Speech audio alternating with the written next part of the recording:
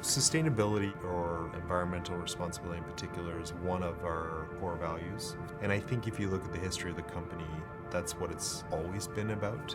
That impacts it in terms of the decisions we make. So for example, we've never owned, nor will we ever own, a virgin mill.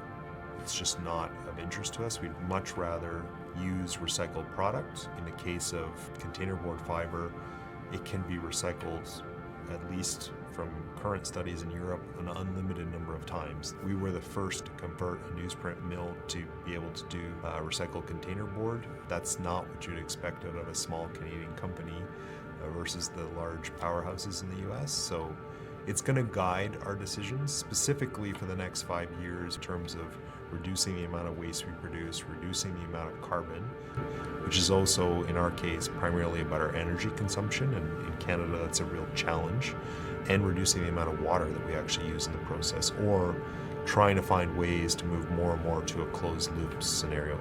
Those are all critically important things. And I think, again, there's a correlation to our customers because they're getting more and more pressure from their supply base to understand what is the greenhouse impact of that box that our product goes in.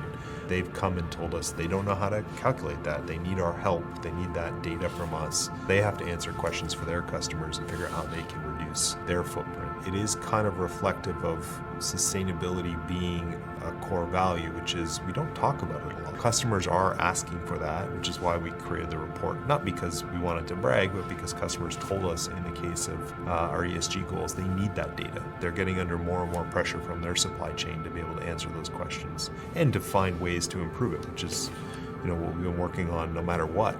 And that's what is the basis of their long-term relationship and commitment to us.